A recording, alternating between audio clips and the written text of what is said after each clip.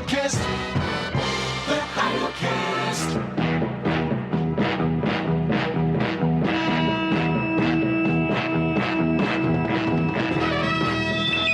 In the great hall of the Justice League, there are assembled the world's greatest heroes, created from the cosmic legends of the universe. Scott McDermott, Harrison Perkins, And Scott Clark. their mission to fight injustice, to right that which is wrong, and to serve all mankind.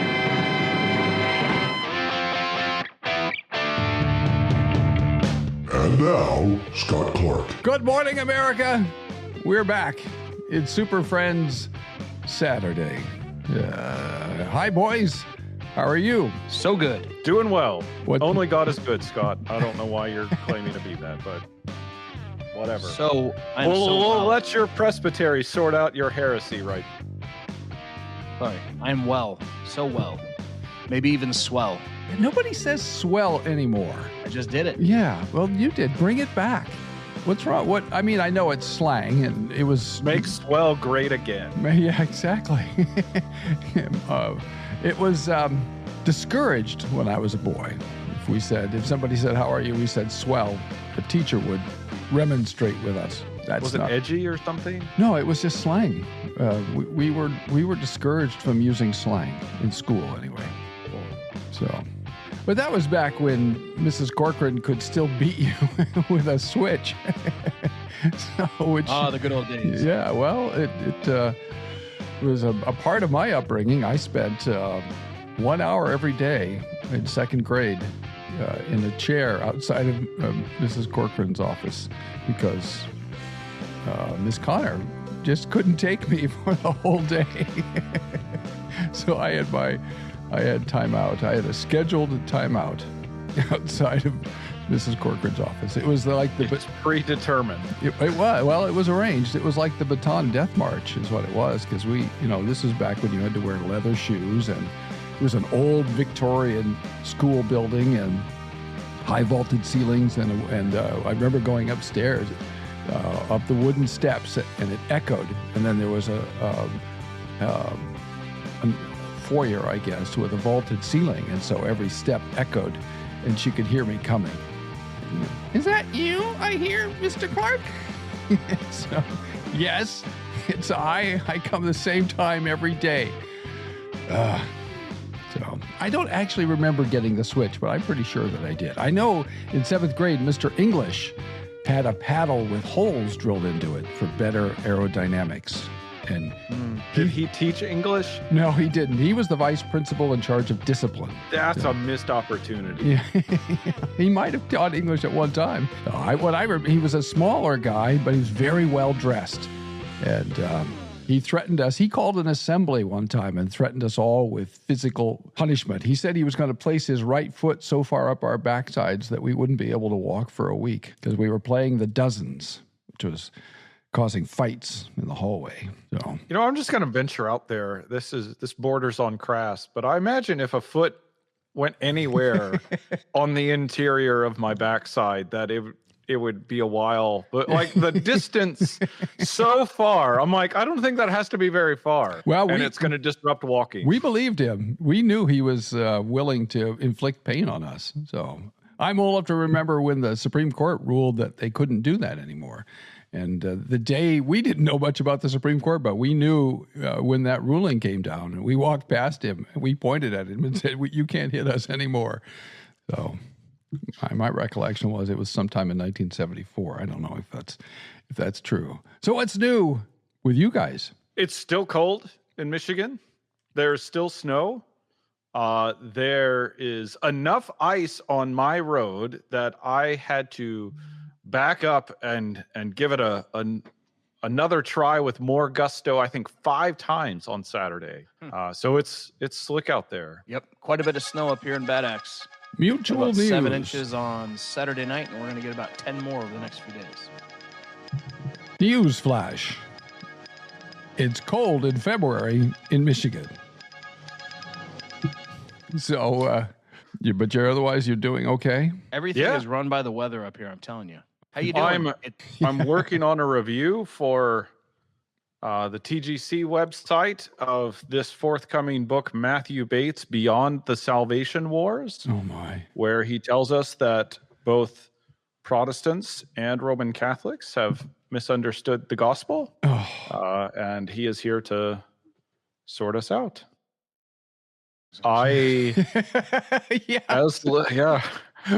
As listeners might guess, this is not my favorite book. Sabatucci's, column fives, spies. Is everybody dumb? Yeah, that's a very good question. Oh my. So look for that review, and we'll see what. I don't know what to say yet. Yeah. But The hubris of modern evangelicals is breathtaking. I don't know if they're going to let me say this, and I would understand if they don't. So there's no hard feelings. But I'm really contemplating opening this review saying, presumption is a color that never looks good on anyone. Ooh, that's a great line. I hope you use And that. yet, some people seem to think they should make an entire suit out of it. Oh, very good. I like that. I like that very much. Well, I can promise you that if they won't publish it, I know a publication that will publish it. I think they will publish the review. They've commissioned the review. I Okay. just don't know if they'll let me say that. Well, they should. We'll see. Yeah. It's exactly the right thing to say. I get emails from time to time. In fact, I got an email from a guy who had figured out how sola fide wasn't right, and I wrote back to him and said, as politely as I could, but firmly, nonsense. And then he showed up at the conference. So, Speaking of conference, yeah, we're planning ours. You've spoken at it. I have. Coming up in April 5, on Christology, and we're being very ecumenical. We have Steve Wellham coming. Oh, very good. So you're inviting the sectarians to come and talk to you. Even them, yeah. Okay. The less Steve has some pure. good books on Christology, and I've appreciated them. And Okay. we have a good number of Baptists who come to the conference, and Well, this should pack out the place. we think it might. When the Baptists find out that a Baptist is coming, they might not come to hear some lowly Reformed guy or Presbyterian, but if a Baptist guy is coming, especially Steve. We had really good attendance when you guys were here. Yeah. Well, it took three of And us. last though. year when Chris Larson was here. Okay. Scott McDermott has come. When I was there last, it was Daryl, Hart, and I, and Kim. So it took three of us to fill that place. When Steve comes, he'll probably fill it all by himself. So that's the difference. Well, when Chris Larson came, we Yeah. had about the same amount of attendance, but we dropped it down to a half day. We just realized It was too much. maybe the full day with that many speakers is a lot going on, and Yeah. this might be more efficient. But Yeah, that is my advice generally. Nobody ever listens to me, at least not as far as I can tell. But Reformed people and Presbyterian people, P&R folks, when we plan conferences, we want to stuff as much information into people as we can in the time that we have. And I've been saying for several years now that when we do the conferences, they need to be light, tight, and bright, which is what we used to say in the radio business. That less is more.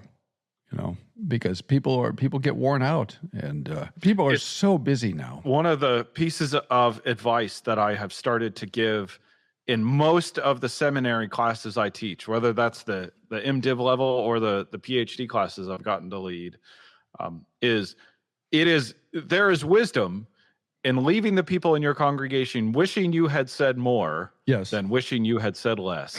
Well, that's right. That's exactly right. I think there's a lot of wisdom in that. Scott, what's new with you besides the weather? Anything happening at church that you can talk Word, about? Sacrament, prayer. Oh, very good. That's fantastic. But that's always so. The due use of ordinary means, baby. Yes. That's good stuff. How's your you know it. your theology study going? You're going through the City of God. Yes, the City of God. It's starting to get readable. Okay. What does that mean? I'm not a huge fan of. I'm just not a huge fan of the book. I thought I was going to like it a lot more. I remember reading it probably 10 years ago in seminary, Mm-hmm. and it was more just like, let's get through this. Yes. And now that I'm sitting down really digesting it, I just kept waiting and waiting and waiting. And I kept telling everybody, don't worry, it's about to get really good. And then you see a few bright spots. And then he goes and he lashes out at the Gnostics or at Plato or whomever. And it's really hard to get into that 4th, 5th century mindset and really understand who he's arguing against. I kind of wanted him to just go through the scriptures and say, look, here's the city of God, here's the city of man. And he does that every now and then. But, maybe another read through it will give me a greater appreciation for it. But yeah, if I had to review it, I don't know. Maybe I'm just not smart enough to understand the city of God. It just seems like it's like 95% polemic and 5%. Wow, this is encouraging. I want to be a Christian because, he's writing against his critics and the critics of Christianity. And it seems like at some point you'd want to stop pointing out how stupid everybody is and actually explain Christianity and try to win them over maybe by preaching the gospel. And when he does that, it's wonderful. I love it. It's like, yes, this is what I came for. And then he just goes right back to, and that's why the Romans are so stupid. Yeah, that's fine. Ancient texts can be difficult to read because they are not, first of all, written works. They're first of all oral works. Right. And so they are meant to be heard more than read, because almost nobody, when he was writing and or dictating the city of God, almost nobody could read. And so the way that people would encounter this material is by hearing it. And people were expected in public speaking to go on for a long time. Brevity was not really considered a virtue. Oh, he says that often, not wanting to be prolix. Yes. Even though I am. Even though I am. I'm going to stop talking about this. Well, so you got points in his culture for, going on at length. And then repetition is pretty important when you're, doing public speaking, which is more or less what the city of God is. And yes, it's an apologetic text. And the more you know about the people against whom he's reacting, first of all, the Romans, who were blaming the Christians for the fall of Rome. Right. And then secondly, all the, the various, heresies and threats to Christianity internally, and then the various pagan alternatives and criticisms of Christianity externally. And so he's addressing all of those things, and he wrote that book over a long period of time. So 15, 20 years. Exactly. Yeah. And he would work on it for a while, then he would go away and he'd have to do other things, and then he would come back to it. And I know, in myself, having come back to a work that I've set aside for a few months, like, I have no idea what I was last saying. I know, what does this mean that I was saying? And you have to start over. So I can't imagine what it's like to come back, time and again, and then try to do a work like that over a long period of time. So yeah, it's from a very different time and place. And I suppose somebody's probably done this. Maybe, listener, if you know about such a volume, is there a concise edition of the City of God? I imagine somebody's done that. I'd be surprised if somebody hasn't done that. That would be great. Yeah. It's an interesting thing when people bring up the issues of trying to find what makes an author consistent in some of these really big books, like Augustine's City of God or Thomas's Summa, some of these sprawling publications, for lack of a better word, that they say, well, this doesn't seem to hang right with this. Like, well, yeah, he may have written that 4 years ago or 10 years ago, and he may think differently about it, and he may not have gone back and edited it. And it's that simple. And sometimes we can find the things that reconcile these discrepancies, but sometimes we also just need to realize these were humans. These aren't abstract documents that, congealed on their own. These were written by humans who sometimes, have a slip in thought. Well, we are the product of the Renaissance, and where brevity was more highly valued, and then we're modern and postmodern people with short attention spans. So there are a lot of things working against us that we have to overcome in order to read and appreciate modern texts. But What were you talking about? yeah, exactly. Well, I defended Augustine for about 15 weeks, and I just said, he's going to hit it. It's going to happen. Don't worry. It's coming. It's coming. And then finally, when it did come, and it went right back to that, it's tough. I defend him weekly. Don't worry. I trained in history. I understand. It gets tough. It gets tough. Well, one thing I do with my seminar students is, try to say, when we look at a text, what was it about this text that made it so valuable to people? Let's try to find that thing and appreciate that. And I have found over the years that the more I read Augustine, the more I profit. But yeah, I understand. I have also often said that Augustine needed an editor. So, I mean, amen. That was true of most ancient writers. I ordered that edition that you recommended, Scott, the Dodds one. It's supposed to arrive today, even. Yes, it is readable and much more enjoyable than the Penguin Classics edition. But tell me what you think. Go read it. Go sit down and read Augustine, the whole thing all over again, and tell me what you think. And maybe you can help me better read it my next time through. I'll work on it. How's the doc doing? He's asked us. How's he? He's a little beat up. He damaged his back a while back, and he's re-damaged it about two or three times. So I did it again yesterday. I was feeling really good, and then I got careless and bent in a way that I'm not allowed to bend anymore, at least not for about 6 to 8 weeks. And fortunately, I had my physical therapy appointment yesterday, and he helped me a little bit. He keeps reminding me the pain cycle, which I know that very well now, is about 48 hours. So I'm about almost 24 hours into this one, and I'm better than I was. So it's a long haul. Take care of your back, kids. Keep your core strong, stretch, walk, do all those things. We've been walking for years. I just haven't always stretched, and I didn't keep my core the way I should have. And then at a certain point, you just have to say, you know what? I'm not lifting things anymore. No matter what she says, help me with this. No, I'm not.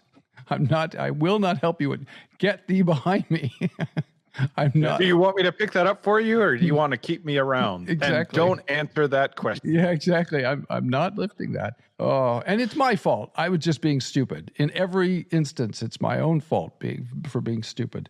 So I'll be all right. I have even hit like the next bracket of ages, and it's less enjoyable. I've had to get a standing desk, I'm told, which has been good. And then also like raising my computer and books to keep my neck elevated to reduce, the risk of curvature. Yeah, that's right. The standing desk just gives you blood clots in a different place. Well, cool. That's not dark at all. It's true. You got to move. Where do you want your blood clots? In the words of the old blues/gospel song, you got to move. So it's true. I just had my first crown put in this week. Oh my. Whoa. I mean, it's just like everything is catching up, like way more than I really wanted it. I mean, it's like, okay, I've put one foot in the grave. Life is basically over. That's Here not we are. dark. Wait till the dentist, a 6'3" dentist, 6'4" dentist, puts a knee on your chest to pull a tooth. Then you know that the end is coming. I prefer not to wait for that. Yeah. Well, take care of your teeth. It took me a few years to recover from British dentistry. So whatever the virtues of the National Health Service, dentistry wasn't one of them. Well, I'm kind of confused. Not that this is a medical podcast, but at the same time, here we go. We have two doctors. I thought maybe it was. Yeah, I'm not the kind of doctor who can help people, though. Anyway, so I had to have a root canal, but I have good teeth. Like the dentist never gives me flack about my teeth. There are lots of things that are awful about me. He's just drumming my up teeth business. haven't been one. And I'm like, what went wrong with it? What did I do? What'd they say? They didn't. Your roots are inflamed. He's not going to tell you because why would he drive down business? If your teeth go bad, that's more business for him. It's a different person. There's like a root canal Oh, specialist. yeah, that's true. That's now. true. They send you to a Oh, specialist. can we stop talking about root canal? It was. They asked me, "Do you want us to tell you what we're about to do?" I said, "Not No. really. It's fine if you just do it." And they're like, "Okay, well, we got to tell you some." I'm like, "Well, then why did you give me the option?" Yeah, Scott's over there holding his jaw. We'll stop now. In my stomach. The Heidelcast. This is Heidelcast News. After years of planning and months of programming, it's here. The Heidel Shop. You've told people about the Heidelcast and Heidelblog. You've even shared posts and podcasts. Now you can show them. That's right. Hats, t-shirts, hoodies, coffee mugs, stickers, shopping bags, and even onesies. If you're into that sort of thing. It's all right here at heidelblog.net/shop. heidelblog.net/SHOP. It's the Heidel Shop. It's here, and you know you want to see it. You can't help it, can you? It's almost a compulsion. It's okay. We won't stop you. Call or text now. 760-618-1563. The Heidelcast. All right, are you ready to answer a question? Maybe? Sir. All right, let me open up the coffer here and reach in.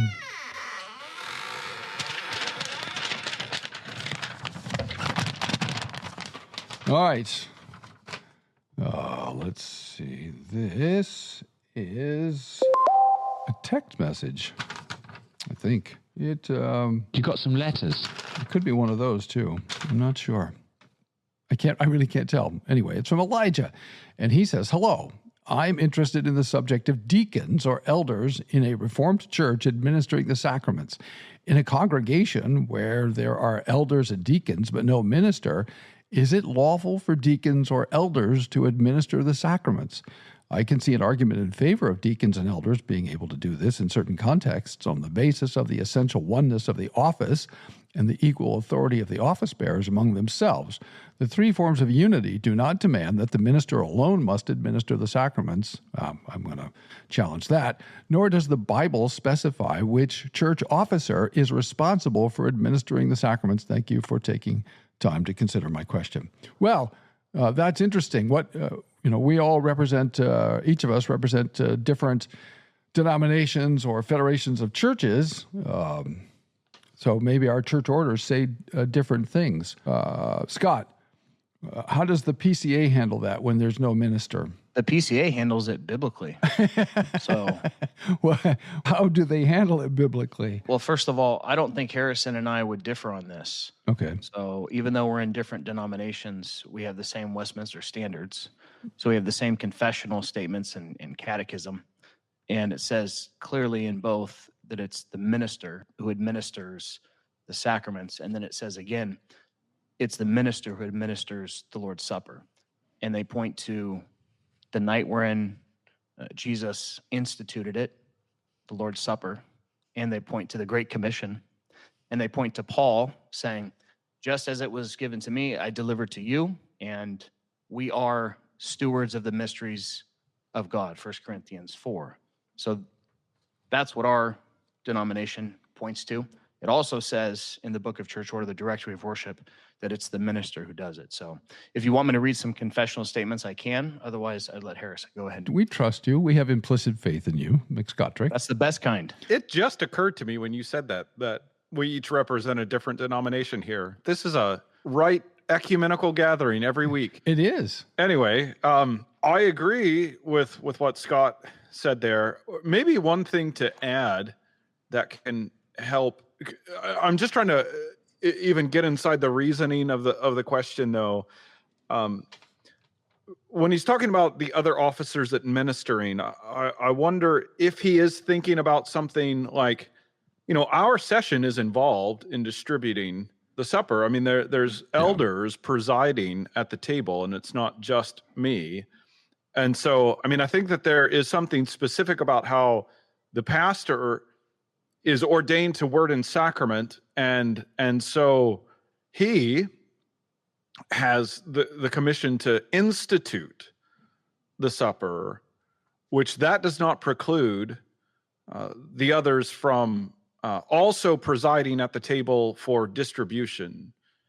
And so there is that aspect that it's not prohibited. It's not, I mean, it is appropriate, at least the way that I understand these things, that the elders, the officers there would be together in presiding over the table, even though it's the pastor's specific duty to institute the supper as such. And then if you don't have the person, a person called, ordained to word and sacrament, well, then you don't have the officer who has the authority to institute. Even though you would have the rest of the structure you would need, you don't have the person whom you need to institute it. So I wonder if that's another layer to help. I think that's helpful. I mean, nobody disputes, I don't anyway, and I don't think any of us dispute the idea that the authority of the offices is co-equal, but they have distinct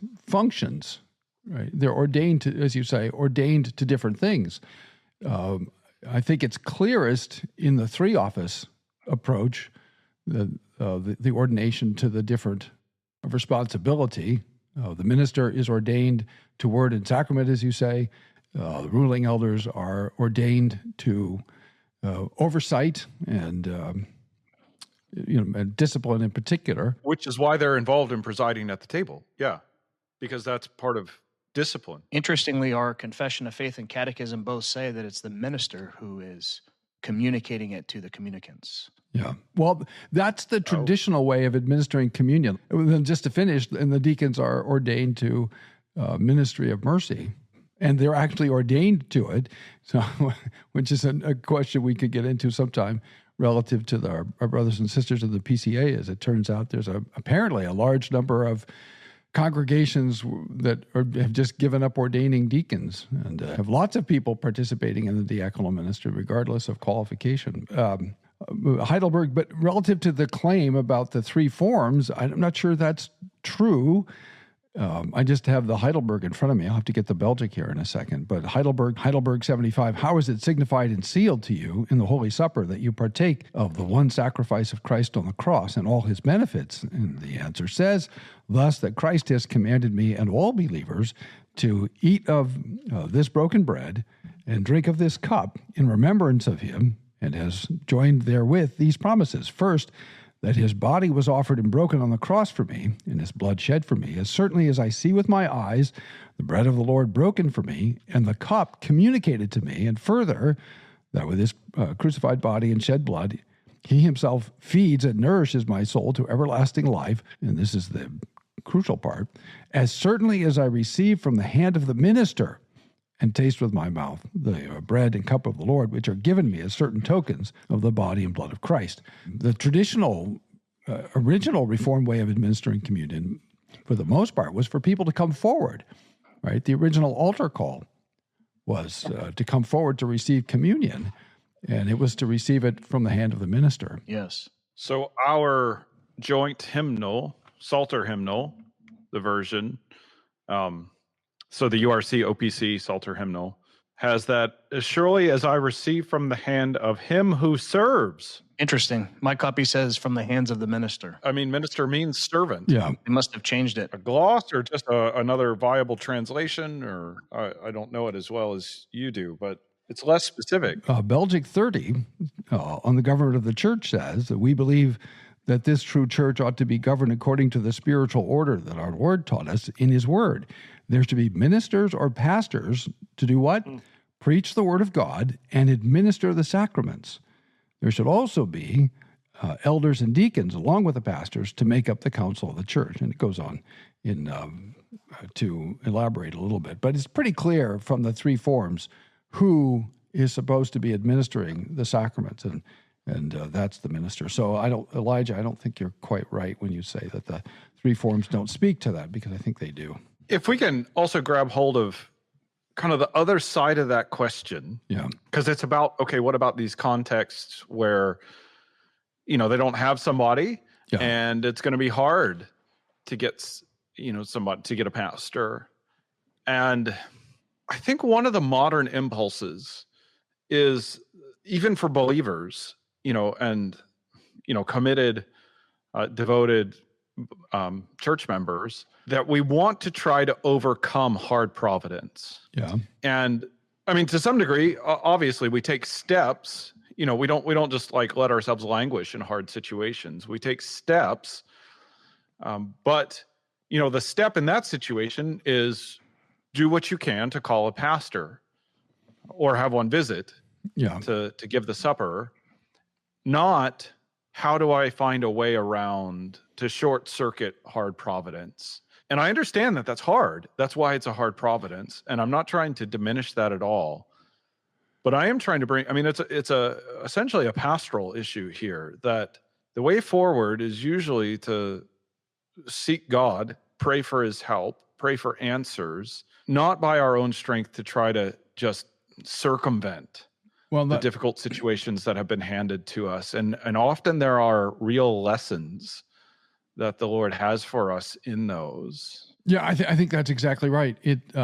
We need to face the fact that for the last 40 years, we've had more candidates for ministry than we've had pulpits.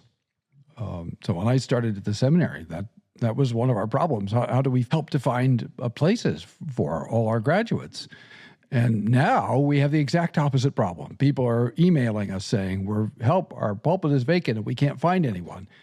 And one of the things I've been saying to search committees for years and years is, you need, I have to try to put this delicately, but you need to be more realistic in your expectations. I think one of the things that leads to overly long vacancies, and by the way, just so you know, most vacancies are about a year.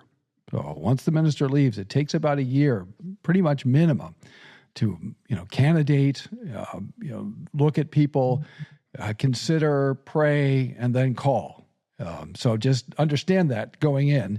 But secondly, when I see the list of requirements that people have, they send me their list. This is what we're looking for, and I almost always come back and I say, I'm sorry, this person doesn't exist. Young and energetic with 40 years experience, yes. 8 young kids, wife who plays the piano, yeah, and who's able to do this all for $26,000 a year and no benefits. Right. That's that just isn't reality. And one of the reasons why calls take so long to work out is it takes months sometimes for a search committee to realize we're not really finding this candidate that we want, and then they have to adjust their expectations. And so things would go faster if people would start off with more realistic expectations. And for example, people always want somebody with experience, and I get that. And I understand, for example, that there are small rural congregations who, just because of providence of God and the circumstances in which they find themselves, that they've had a succession of brand new pastors right out of seminary for, those are the guys they can get. And I understand that, and that's difficult. But, for a search committee to say, we do not want a young man, a priori, well, you've cut yourself off from a significant pool of potential candidates for ministry. And they shouldn't assume that a fellow who's just graduated from seminary is inexperienced or young. He may be, but he may be a guy with 10 or 15 years of ministry experience who went back to seminary to get his theology, piety, and practice right. There have been some sort of call descriptions that I've seen and stepped away from them. Just that, show up in front of me, not that I'm considering any, to be clear, but that I've seen, that I've stepped away from them thinking. Headlines. Harrison Perkins is candidating for a call. I hope that does not make its way around, because that's not the case. We're having some fun at Harrison's expense, so he's not actually. I'm a victim of circumstance. Sabotages, column 5s, spies. I'm very happy where I am, and I intend to be here. But but these things do get circulated to me, and I see them, and I've stepped away from some of these call descriptions with a profound sense that I don't know that they realize that not even Jesus could fulfill all the things they are insisting is absolutely necessary to pastor them. It is an issue. All right, Scott, anything you want to add before we move on to question number 2? 2 things quickly. Yeah. From my own experience, you guys remember up in Alpine where I was stated supply for several years, and we didn't have a teaching elder, an ordained minister. We had to wait. We had to wait until a Dr. Clark would come or one of the other ministers in our presbytery would come. And when they did, it was great. It was worth waiting for.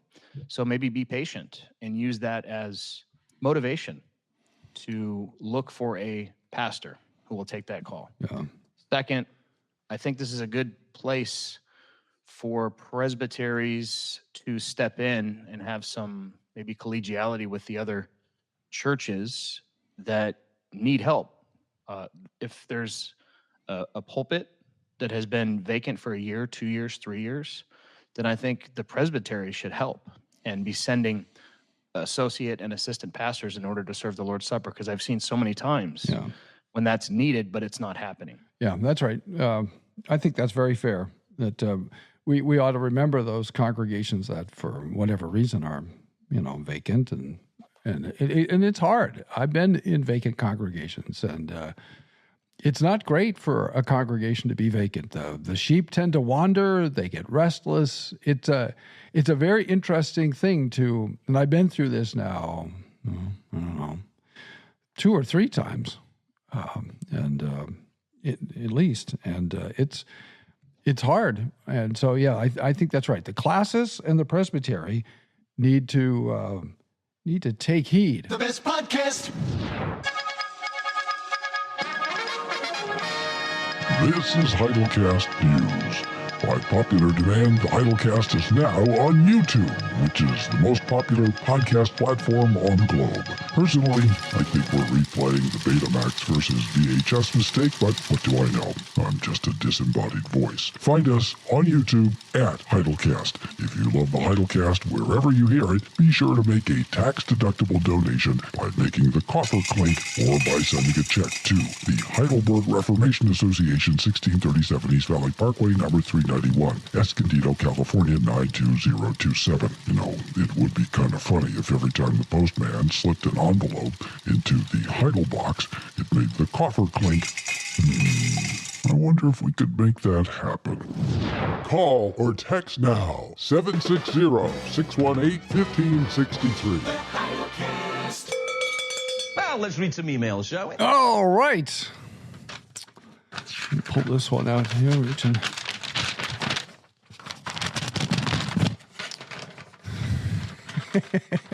This one is from Josiah.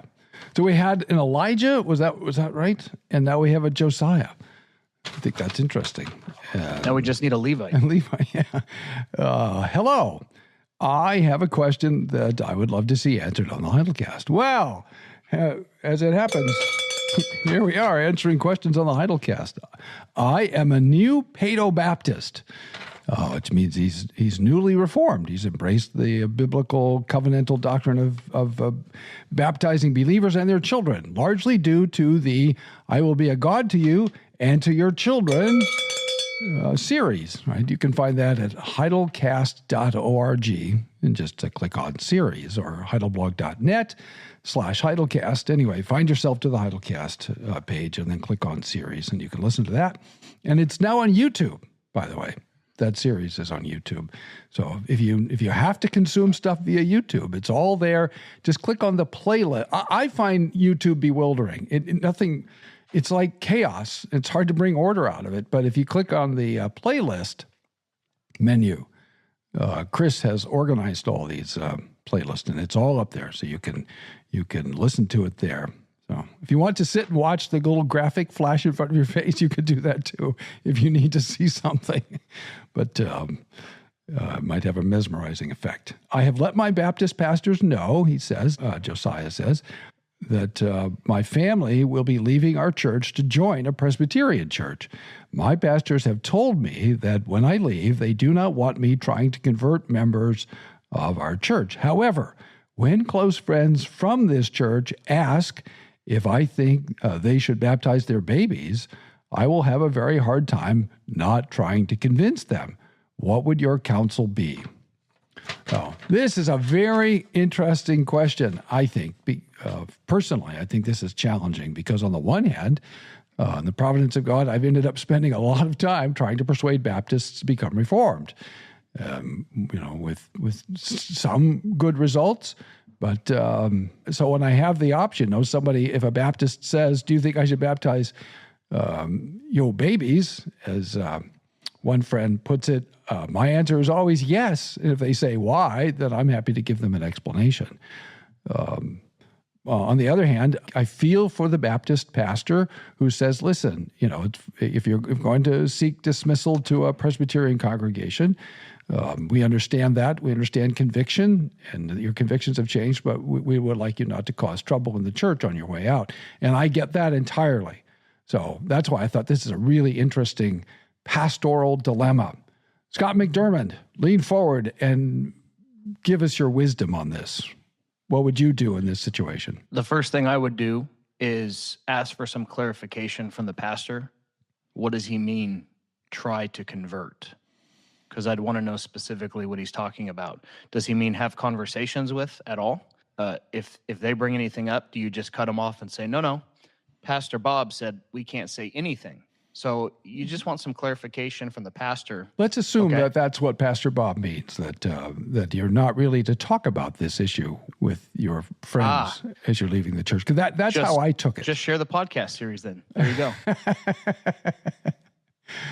Go to heidelcast.org and click on series.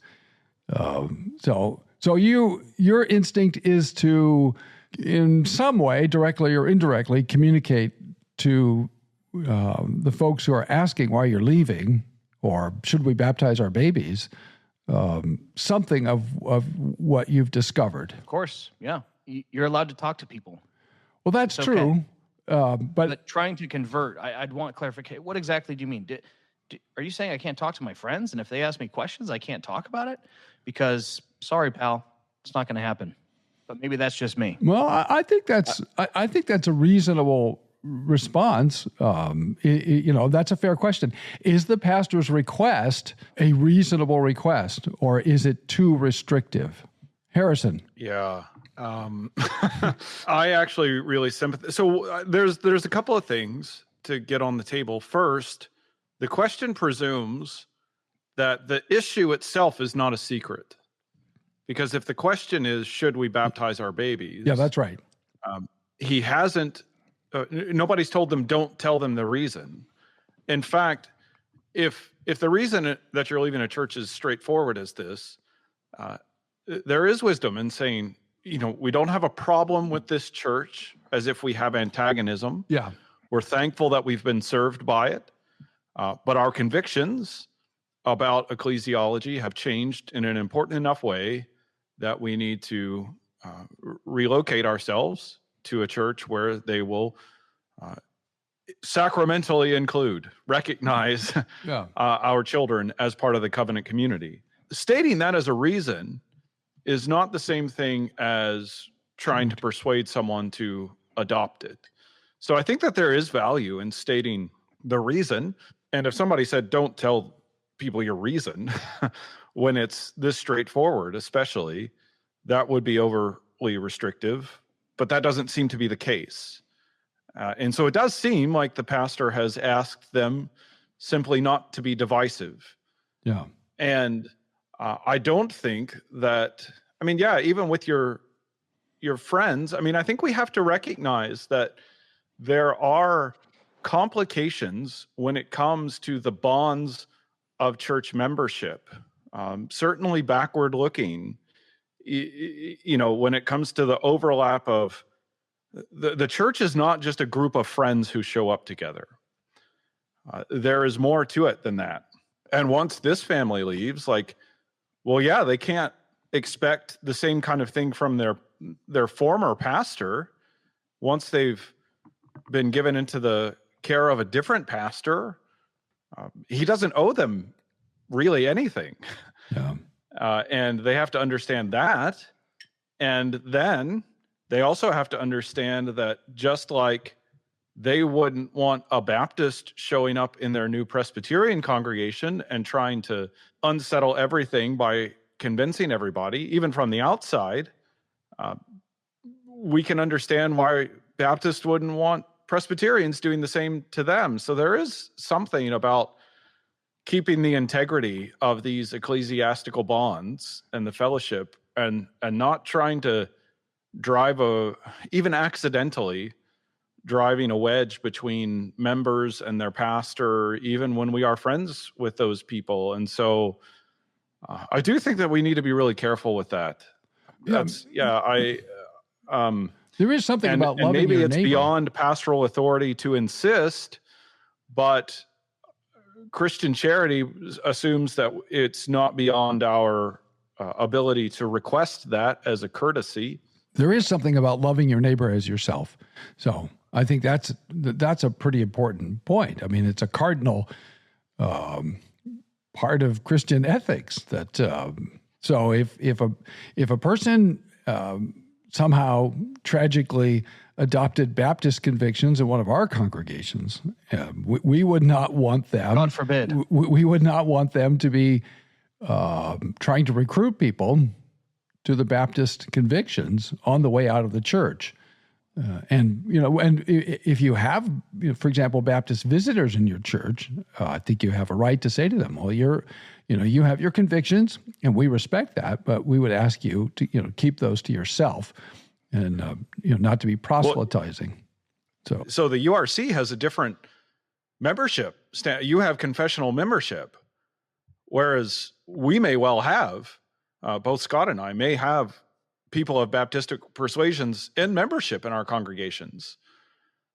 And so, yeah, we may even have members that we're asking, we're glad to have you, and it's fine for you to, maintain that conviction, but this is the practice of this church, and we're really exhorting you not to try to come in and turn this into a Baptist church. Yeah, we've had people over the years that I've been here now, almost most of 30 years on this stretch, and then for 3 years back in the 80s, we've had people in this congregation for a long time who've been, associate members or guests, longtime visitors who've had Baptistic convictions. We had one family who, they were with us for a good 10 years before it finally clicked. How, why we say what we say. They just had to hear it again and again and again and again and again. And finally, somehow it clicked. I don't know exactly what happened. But tragically, we lost them. Not that they died, but they were not happy with the way we handled COVID and they left. But that was another issue. That it wasn't a sacramental issue. So this is a really interesting question. I appreciate Josiah for being thoughtful about it, for asking, how to proceed. So I do think so. Maybe to try to wind it up in a particular way, we have to realize when we make these decisions and are convinced that we're right, and I do think he is. We also have to realize that they are our decisions, and that there are consequences. Sounds negative. Ramifications. Yes. For our decisions. And one of the ramifications may be, seems to be, not all of your friends are going to see this issue the way that you do anymore. And as you move churches, you are giving up formal ties ecclesiastically to those friends. And that's the way of it. It's interesting. When I became Reformed, when I left the little Southern Baptist congregation where I was as a teenager, right, where I came to faith, nobody asked me anything about what had happened to me or where I'd gone. So I was, and in fairness, I was never actually a member of that congregation. I was never actually rebaptized. So in the providence of God, and it was interesting. I thought, well, after a while, I thought I better get baptized. And I went to my parents, and my dad was Lutheran, and I had been baptized by a Missouri Synod Lutheran. By the way, you Missouri Synod people, I was one of you in a sense, and I was baptized as an infant, and in 1961, a day or two after my birth, probably the next day, I don't know. They thought I was going to die, so I know it happened quickly, and I was not regenerated. What? I was not regenerated by the application of water. So I don't know exactly when I came to new life and true faith, but I know it wasn't in 1961. So I think that's interesting. I don't know if that necessarily disproves the Lutheran doctrine of baptismal regeneration. Not even temporarily regenerated? Not even conditionally? And I was not united, and also take that federal visionists. I was not, provisionally elect, united to Christ, justified, adopted, any of those things. I was an unbeliever in darkness, unregenerate, until the Lord gave me new life and true faith. So anyway. So what should he do when his close friends from that church say, "Could I have my baby baptized?" Should he just not say anything, just stand there with his mouth closed? Well, I think what Harrison is, you correct me if I'm not getting you right, Harrison, but it sounds to me like what Harrison is saying is that while you're in the process of leaving, that you have to keep your own counsel, respect the advice, counsel, instruction of the pastor of the congregation that you're leaving. Once you've been received as a member in another congregation, should your friends want to discuss this issue with you, you'd say something like, well, with the caveat that I'm not trying to cause trouble in your congregation, if you want to discuss this issue, here are some things that, that I listened to or that I read, and here are some of the reasons why I changed my views. Yeah, that's what I'm saying. Although I guess I didn't say you have to, but I have said I think you should do that. Yeah. I think that's best. Even if they can't bind you with a particular authority to do that sort of thing, love, appreciation, respect, charity seems to suggest that that's the best way forward. And maybe to add on top of that, just to deepen the claim for why I think that's wise, is in the midst of these transitions, it's easier to put extra heat on the discussion that has motivated the transition, and giving that some breathing room for you to go be part of your new church, just be in a place where that's what's done and be content and happy with what's going on, can give you some time, not to come in hot. Sure. I think that's on the issue. I think that's prudent. And, let's say, I don't know if Josiah has children, but let's say Josiah and his wife are going to just hypothetically have their children baptized. Then could they invite their friends to witness the baptism? It's a momentous occasion. Or would that potentially be disruptive? I wouldn't think that would be I don't know. I mean, my first instinct is no, that doesn't seem... Sounds very Catholic, Roman Catholic. Hey, everyone come, there's a baptism. I understand why it is a momentous occasion. I think, so to the question, I don't see it pertaining to that question to be a problem, that invitation. Sort of a different take on this. And I'm in the minority. I'm not trying to convince anybody of my view. I understand this. And so, nobody needs to come at me. How could you say that? I actually don't understand personally why anybody who's not a member of a particular congregation has interest in witnessing a baptism, because this is the moment where God ties this person, child or adult, to this particular congregation. And it is a big event, and I understand. I have never criticized anybody for inviting anyone, and I don't intend to do it. I'm just saying I don't understand the rationale. This is a this family moment. Yeah. What does it have to do with outsiders? Right. but whether they're believers or not, from a different congregation. And so that's not a criticism, because people at our congregation do it, and that's fine. And I don't object, but I don't understand. And so that's me, but you don't understand. I'm weird, and I get that. You don't understand theologically, but you understand psychologically and emotionally. Personal. Yeah, I get that. Yeah, certainly psychologically, emotionally, personal, from a personal perspective, this is really nice to have people be here for this. But in terms of filtering it through the theological and ecclesiological grid, it doesn't make as much sense to me, and not everything has to make sense to me. That's fine. Scott, you were going to say something. I realize that might not be appropriate for a family show, but I will say something else. So in my experience here, when I see 30 people show up to an infant baptism, my next concern after the baptism is, will we see this family again? Because that is a very, here anyways, and growing up for me, that's a very Roman Catholic mindset. This is the christening. We have to go. And then you don't see that family again. And so I have learned now, when I see a large group of people for a baptism, I'm being conditioned now to think we may not see these people again. And so that's just something to think about. So, Scott, when you say these people, are you referring to the family who's having the child baptized, or are you referring to the visitors? I am referring to the family who is having their child baptized. But they've had instruction, right? So yes, they understand that this is not from me. Yes.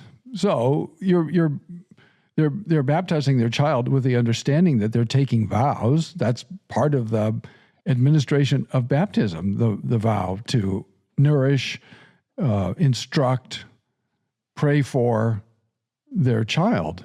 And that certainly would include attending to the due use of ordinary means. So they couldn't certainly bring the child for baptism with the expectation that, well, now that our child is baptized, magic is transpired and we don't have to go to church anymore. I think in a normal church setting, I think you're absolutely right. That's a very good. You're very wise for saying those things. But I'm telling you what I have seen. Oh, that's interesting. Well, okay. So when I see a large group attending a baptism, when our church essentially is full because of a baptism, I know that the next week we're going to have a difficult time over the next year or two trying to get that family to come and remind them of their vows over and over. Now, I wasn't here for the first 140 years of this church's history, so that might be part of it. So there's this thing ingrained in people that I can't get out just with instruction and with them taking vows. So there's a sort of culture. Yeah, it goes to what Harrison is saying. I can't see why you would want to go to that if you have your own church and you're part of that congregation. It seems like that's where you're going to worship. Yeah. So it is an opportunity to explain the gospel to people who maybe don't hear it very often. Absolutely. Particularly if they're Roman Catholic family members who have maybe never heard a gospel of free salvation, right, by divine favor alone, through faith alone, and who've never heard that baptism is not magic, that it's a sign, a seal, a sacrament, but that the child isn't necessarily being regenerated by the using or the working of the sacrament, and all of that. And then you have a chance to explain to Baptist visitors why we do this, that we don't do it for sentiment. We don't do it because it's magic. We don't do it out of tradition. We don't do it because we just have a sort of Roman Catholic leftover. But we do it for the reasons that we've always actually done it in the Reformed churches, and that is because God said, I will be a God to you, to your children after you. And that promise is still in effect. And we're convinced that covenant children, believers and their children, have always been included in the visible covenant community. That was true under Abraham and Moses and David, and it's true under the new covenant. That's probably something that a lot of Baptist folks have never actually heard. They've heard a lot of things about us, maybe not, but they probably never heard an explanation. And our forms I don't know what your forms are like, but our forms go into great detail about why we do this, and they go. They're very long, depending on which form you read. We have shorter forms and longer forms, but if you read one of the longer forms, I sometimes feel for Chris Gordon, our pastor at Escondido URC. It's a long form to read. It's wonderful and it's rich, and it's good for people to hear it. It's good for the congregation to hear it. But anyway, so it's these big questions are opportunity to remind myself. There are hard moments in ministry when Josiah is not in my congregation, but likely people in my congregation will make similar decisions at some point. And there are things, even with people staying, my job isn't to have an easy course. My job isn't to understand everything that the people in my congregation do. My job isn't to, make sure that they are on the same page with me about every little thing. My job is to love them and show them Jesus Christ. Thanks for listening. Tune in tomorrow for more from the Heidelcast, brought to you by Heidelberg Reformation Association.org.